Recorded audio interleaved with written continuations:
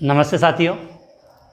आज हम class 12 chapter number 4 रासायनिक बलगतिकी केमिकल काइनेटिक्स के अंदर वेग नियम, दर नियम या वेग समीकरण या वेग व्यंजक किसे कहते हैं इसके बारे में अध्ययन करने वाले हैं। तो आज का जो अपना टॉपिक है, टॉपिक का नाम लिखते हैं यहाँ पे कि वेग नियम, या इसको हम क्या बोल सकते हैं, दर नियम।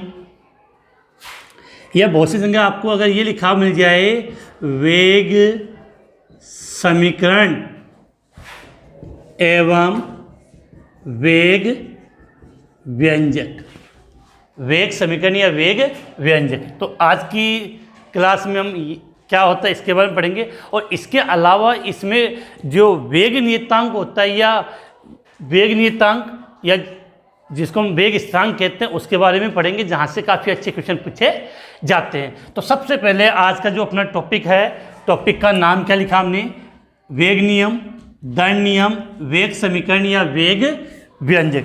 इसकी अगर हम बात करें तो सबसे पहले आपके माइंड में ये होना चाहिए कि ये नियम हमें क्या बताता है। दर नियम या वेग नियम अभिक्रिया के वेग तथा उसमें प्रयुक्त अभिकारकों की सांद्रता के मध्य संबंध को दर्शाता है। छोटी सी बात याद रखनी चाहिए कि अगर नॉर्मली पूछ ले कि वेग नियम क्या है तो हम कह सकते हैं कि वेग नियम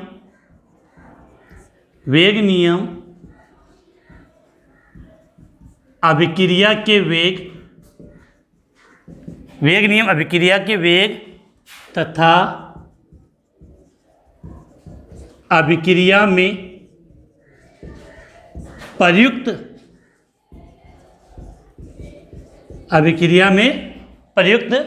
अभिकारकों के मध्य संबंध को दर्शाता है। कोई पूछा जाए कि वेग नियम किसे कहते हैं तो वेग नियम की दो बातें आपके लिए इंपॉर्टेंट थी कि ये क्या करता है, अभिक्रिया का वेग या अभिक्रिया की दर किससे रिप्रेजेंट करते हो कमेंट्स में जल्दी से, और अभिक्रिया में प्रयुक्त अभिकारकों की सांद्रता के मध्य संबंध को दर्शाता है। तो माइंड में एक बात क्लियर होनी चाहिए, यहाँ केवल हम अभिक्रिया के वेग और अभिकारक से लेन देन है, उत्पाद की यहाँ कोई बात नहीं होने वाली, केवल अभिकारक की सांद्रता से हम बात करेंगे। अब ये आ जाए कि कहते किसे, तो क्या लाइन लिखेंगे उसके लिए, तो क्या लिखेंगे इसके लिए कि अभिक्रिया की दर, या दर को आप क्या बोल सकते हो, वेग। अभिक्रिया की दर अभिक्रिया में प्रयुक्त प्रत्येक अभिकारक की सक्रिय सांद्रता, प्रत्येक अभिकारक की सक्रिय सांद्रता पर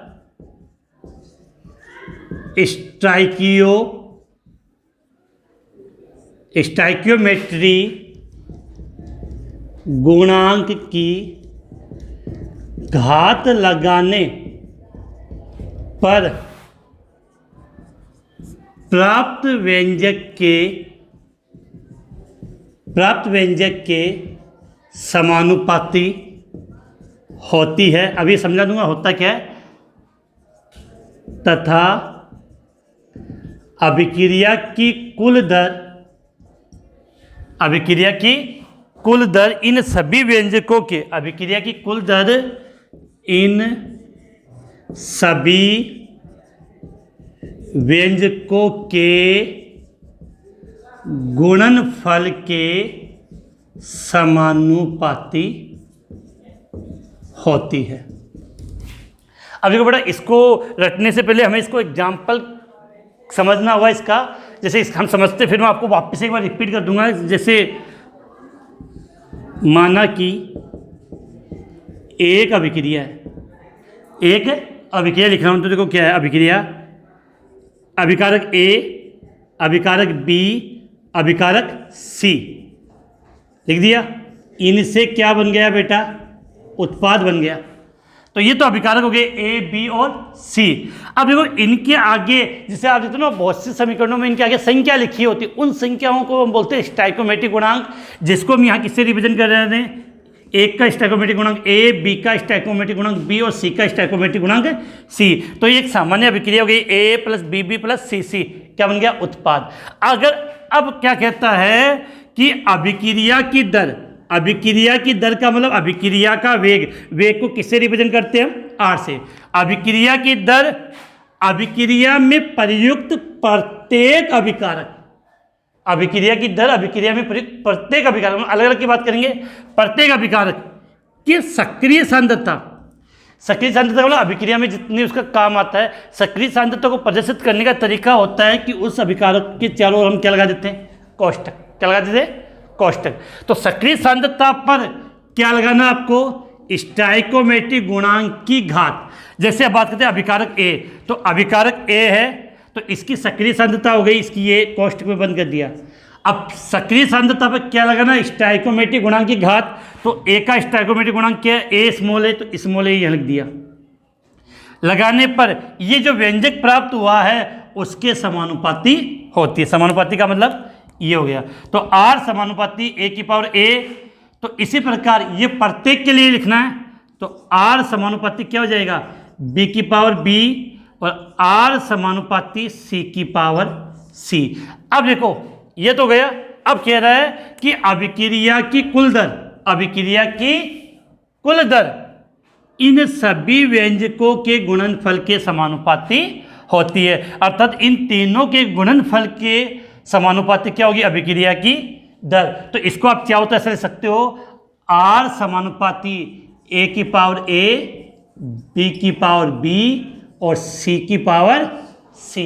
अब आप सभी जानते हो कि समानुपाती को हटाएंगे तो हमें कोई ना कोई स्थिरांक रखना पड़ता है। तो यहाँ पर मैंने कर दिया आर बराबर के, ए की पावर ए, बी की पावर बी, सी की पावर सी। अब देखो बेटा, यहाँ आपकी ये बात क्लियर होनी चाहिए किसका मतलब क्या है। देखो आर को आप क्या बोलोगे, अभिक्रिया का वेग। तो आर के सामने चलो आप अभिक्रिया का वेग या अभिक्रिया की दर लिख सकते हो। के क्या है, इस के को हम बोलते हैं वेग नियतांक या वेग स्थिरांक। अब आपको पता है वेग के लिए हम दर शब्द का प्रयोग कर रहे हैं, तो इसको दर नियतांक या दर स्थिरांक भी कह सकते हैं। और ये देखो ए, बी और ये जो सी है वो क्या है, सक्रिय सांद्रता अभिकारकों की। क्लियर हो गई। तो ये आपका क्या था, वेग नियम, दर नियम, वेग समीकरण या वेग व्यंजक बोलते हैं। देखो ये जो समीकरण लिखी जाती है ना, आर बराबर एक की पावर एक के लिख कर, ये समीकरण कहलाती है आपकी वेग समीकरण। क्या कहलाती है, वेग समीकरण। अभी मैं इसके कुछ एग्जाम्पल आपको यहाँ पर हल कराऊंगा। अब देखो यहाँ आपको देखना क्या है, सबसे पहले आपको सीधा क्वेश्चन आ सकता है कि वेग नियम दर नियम क्या होता है। तो माइंड में एक बात क्लियर होनी चाहिए, जो वेग नियम है वो हमें क्या बताता है, अभिक्रिया के वेग। देखो अभिक्रिया के वेग और अभिकारक की सांद्रता के मध्य संबंध को दर्शाता है। तो ये तो लिखा है वेग नियम अभिक्रिया के वेग और अभिक्रिया में प्रयुक्त अभिकारकों के मध्य संबंध। अब अभिकारकों में भी क्या संबंध है, सांद्रता के मध्य संबंध को दर्शाता है। किसके मध्य, सांद्रता। तो ये लिख सकते हो वेग नियम अभिक्रिया के वेग तथा अभिक्रिया में प्रयुक्त अभिकारकों की सांद्रताओं के मध्य संबंध को दर्शाता है। इसके पश्चात देखो, इसको याद करने में बच्चों को काफ़ी कन्फ्यूजन होता है, काफ़ी परेशानी होती है। तो कैसे याद करेंगे, अभिक्रिया की दर आर हो गया, अभिक्रिया में प्रयुक्त प्रत्येक अभिकारक की सक्रिय सांद्रता पर स्टोइकोमेट्रिक गुणांक की घात लगाने पर। अगर आपको स्टोइकोमेट्रिक गुणांक की घात पता नहीं, स्टोइकोमेट्रिक गुणांक क्या है, तो इस वीडियो के डिस्क्रिप्शन में आपको एक अन्य वीडियो का लिंक मिलेगा, आप उसको देख लेना। 11th क्लास का वीडियो है, जिससे आप समझ जाओगे कि स्टोइकोमेट्रिक गुणांक किसे कहते हैं। तो ये ए, ये तो हो गया कॉस्ट में बंद कर दिया सक्रिय द्रव्यमान, और ये ऊपर क्या लगा दिया स्टोइकोमेट्रिक गुणांक की घात। तो ये हो गया। अब अभिक्रिया की कुल दर इन सभी व्यंजकों के गुणनफल के समानुपाती। समानुपाती को हटाएंगे तो क्या रखना पड़ेगा, स्थिरांक। तो हमें क्या प्राप्त हो गया, आर बराबर के ए की पावर ए, बी की पावर बी, सी की पावर सी। तो ये इसका आप एक स्क्रीनशॉट ले लें। अभी यहाँ से हम थोड़ी सी और आगे बात करेंगे, पहले आप इसका स्क्रीनशॉट लें, फिर आगे हम बात करते हैं। तो स्क्रीनशॉट हो गया आपका। उसके बाद आगे हम बात करें।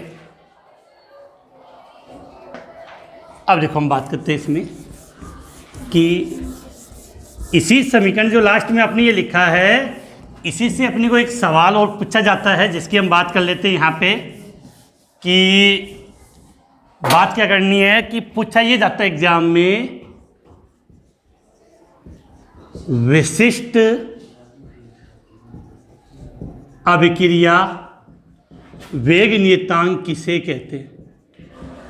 विशिष्ट अभिक्रिया वेग नियतांक किसे कहते हैं। क्या लिखा है, विशिष्ट अभिक्रिया वेग नियतांक। तो समझना कि यदि किसी अभिक्रिया में जितने भी अभिकारक उपस्थित हो, अगर उन सब की सांद्रता कितनी हो, एक हो, इकाई हो, तो अभिक्रिया का वेग ही क्या कहलाएगा, विशिष्ट अभिक्रिया वेग नियतांक। जैसे समझते हैं, देखो समीकरण क्या प्राप्त किया था हमने अभी, आर बराबर क्या था, के ए की पावर ए, बी की पावर बी, सी की पावर सी। अब देखो यदि ए बराबर बी बराबर सी, इन सब एक हो, इन सब का मान कितना हो, एक हो, तो इन सब के स्थान पे आप एक रखोगे तो आर बराबर क्या प्राप्त हो जाएगा आपको, के। आर बराबर क्या प्राप्त हो गया आपको, के। इसका मतलब क्या हुआ, यदि अभिक्रिया में प्रयुक्त प्रत्येक अभिकारक की सांद्रता कितनी हो, एक इकाई हो, तो अभिक्रिया का वेग ही, इस कंडीशन में अभिक्रिया का वेग ही विशिष्ट अभिक्रिया वेग नियतांक कहलाता है। तो इसको हम क्या लिखेंगे, यदि अभिक्रिया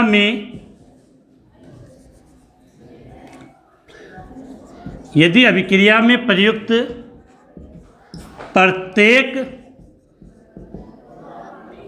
प्रत्येक अभिकारक का सक्रिय, यदि अभिक्रिया में प्रयुक्त प्रत्येक अभिकारक की सक्रिय सांद्रता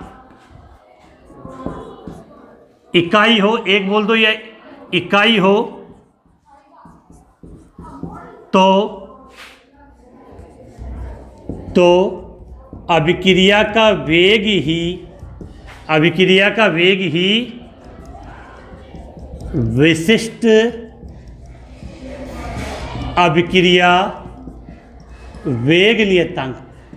अभिक्रिया वेग नियतांक कहलाता है। तो ये बात आपके माइंड में क्लियर होनी चाहिए कि यहाँ जब R बराबर क्या हो गया, K हो गया है, तो उस कंडीशन में हम उसको क्या बोल सकते हैं, विशिष्ट अभिक्रिया वेग नियतांक। क्या बोल सकते हैं, विशिष्ट अभिक्रिया वेग नियतांक।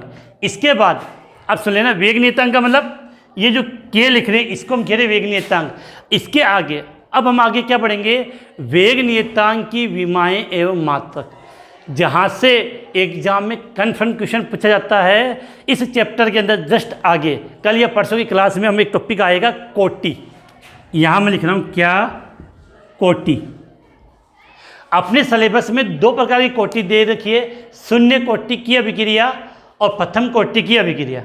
फिर से रिपीट कर रहा हूँ, शून्य कोटि की अभिक्रिया और प्रथम कोटि की अभिक्रिया। ये कोटि क्या होती है वो हम आगे बात करेंगे, लेकिन यहाँ से अपना जो क्वेश्चन निकल के आता है वो ये आता है कि शून्य कोटि अभिक्रिया के वेग नियतांक का मात्रक, या प्रथम कोटि अभिक्रिया के वेग नियतांक का मात्रक, या द्वितीय कोटि की अभिक्रिया के वेग नियतांक का मात्रक क्या होता है, वो सब हम यहाँ पर ये जो वेग स्थिरांक आपने लिखा है, वेग नियतांक लिखा है, इसी से ज्ञात करते हैं। एक बार आप इसका स्क्रीनशॉट ले लें, फिर हम आगे बात करें जल्दी से।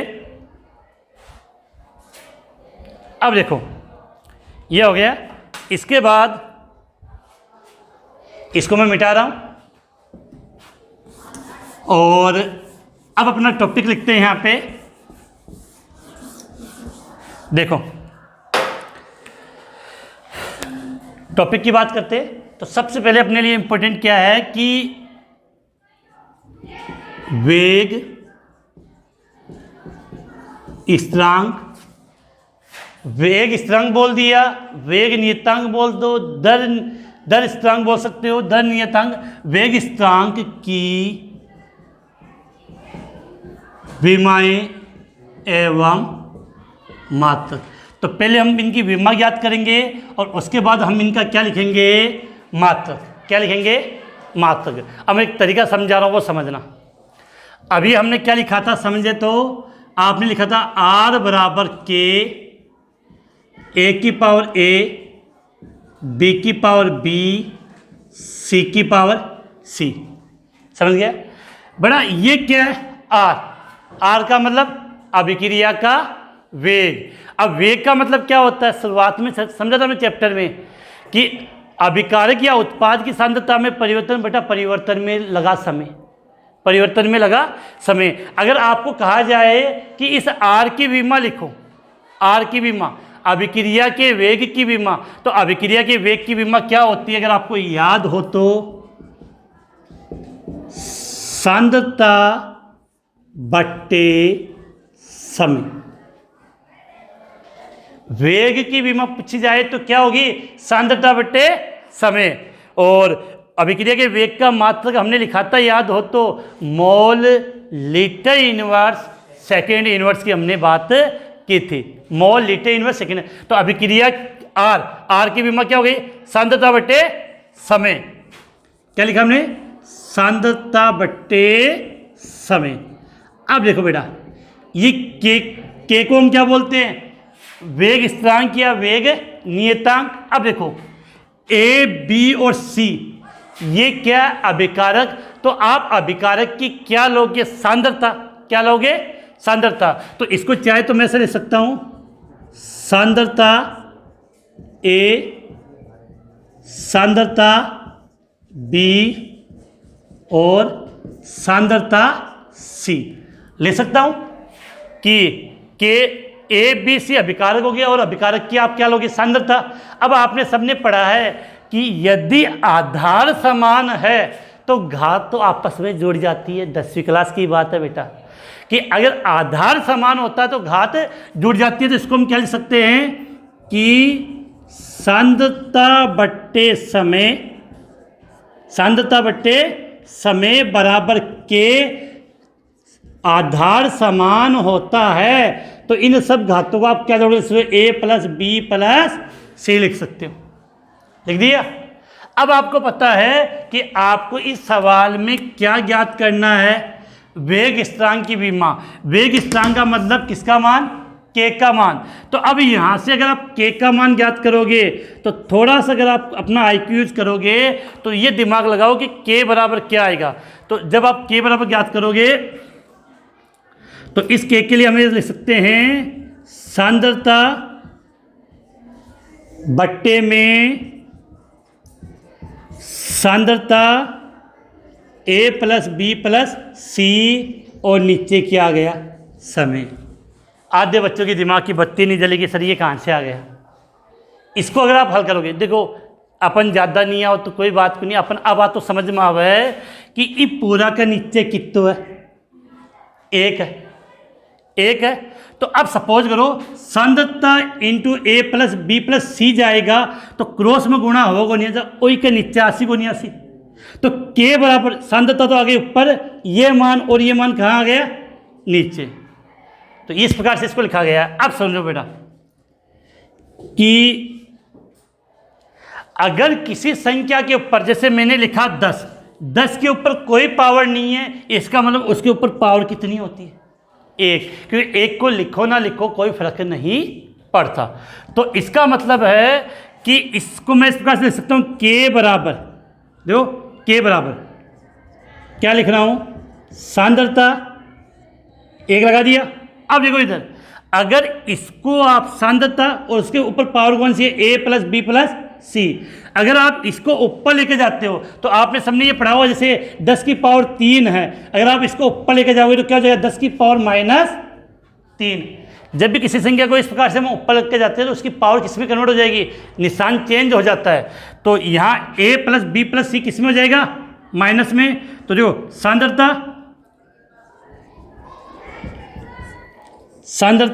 यह -a + b + c, और बट्टे में क्या लिख दिया आपने, समय। बट्टे में क्या लिख दिया बेटा आपने, समय। अब देखो आधार समान है तो इसे हम क्या लिख सकते हैं, k बराबर, क्या लिख सकते हैं, k बराबर सांद्रता 1 - a + b + c, और बट्टे में क्या आ गया, समय। और अगर समय को भी अगर आप ऊपर लेके जाओगे तो समय किस में हो जाएगा, इनवर्स में, समय इनवर्स में। ये आपको याद करने लायक चीज है। ये हो गया वेग नियतांक k की विमा। अगर आपसे पूछे जाए वेग नियतांक k की विमा क्या होती है तो क्या लिखोगे, सांद्रता 1 - a + b + c और समय इनवर्स।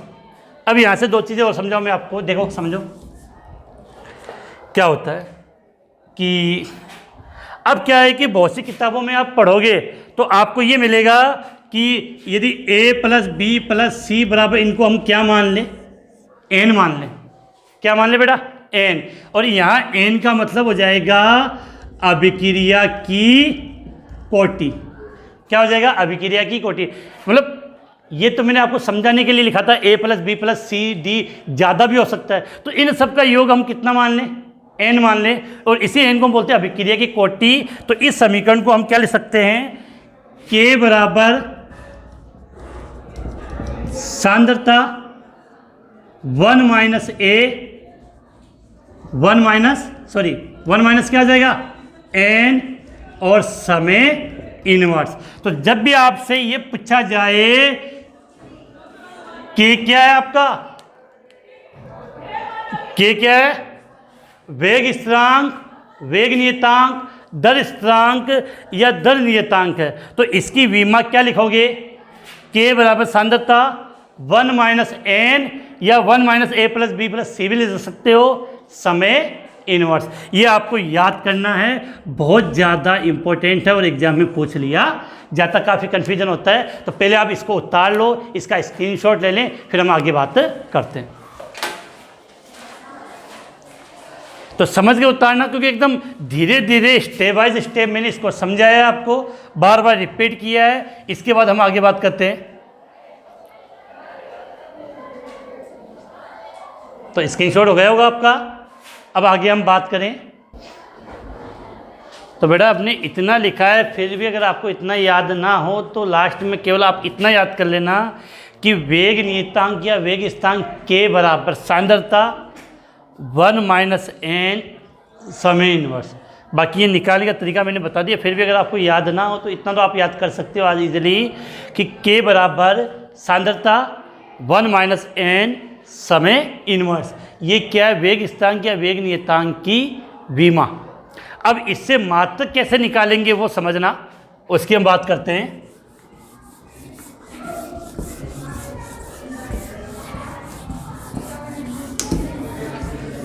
तो बात करें आप, देखो यहां से कि यहां मैं लिख रहा हूं, समझना पहले, जल्दीबाजी ना करें। वेग स्थिरांक बोल दो या नियतांक की विमा क्या आई थी अपनी, तो फॉर्मूला क्या था, k बराबर सांद्रता 1 - n समय इनवर्स। अब एग्जाम में जो वेग स्थिरांक है उसका जो क्वेश्चन इस प्रकार से आता है कि अपने सिलेबस में जो कोटि आती है, मैंने कहा कि कोटि क्या है वो तो हम नेक्स्ट वीडियो में समझेंगे, लेकिन कोटि से रिलेटेड 3 मात्रक अपने को याद करना पड़ता है। उसमें पहला आता है कि शून्य कोटि अभिक्रिया के वेग नियतांक का मात्रक। क्या लिखा है? शून्य कोटि अभिक्रिया के वेग नियतांक का मात्रक। अब शून्य कोटि अभिक्रिया के लिए एक बार आप सुने, शून्य कोटि अभिक्रिया के लिए n का मान कितना होगा? शून्य होगा। शून्य कोटि अभिक्रिया के लिए शून्य कोटि अभिक्रिया मतलब उसकी कोटि जीरो होती है, तो n बराबर कितना हुआ? जीरो। तो यहाँ n के स्थान पे जीरो रख दो तो क्या हो जाएगा? k बराबर सांद्रता 1 - 0 समय इनवर्स।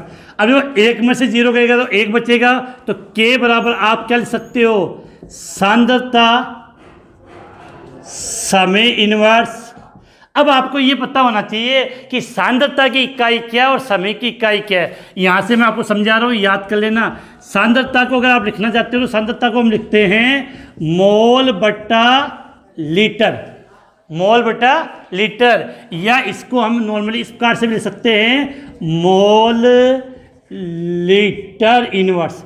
क्या लिख सकते हैं? Mole litre inverse. और समय की बात करें तो समय को आप किस में लोगे बेटा? सेकंड में, मिनट में, आपकी इच्छा। सेकंड में हम नॉर्मली सेकंड में तो यहाँ रख दो k बराबर क्या लिख दोगे? मोल, सांद्रता को क्या लिख सकते? मोल लीटर इनवर्स, और समय को सेकंड में। अब देखो बेटा, शून्य कोटि अभिक्रिया के लिए हम वेग नियतांक की बात कर रहे हैं, तो k के नीचे मैंने जीरो लगा दिया। जीरो का मतलब किसका वेग नियतांक हो गया? शून्य कोटि अभिक्रिया का। किसका हो गया?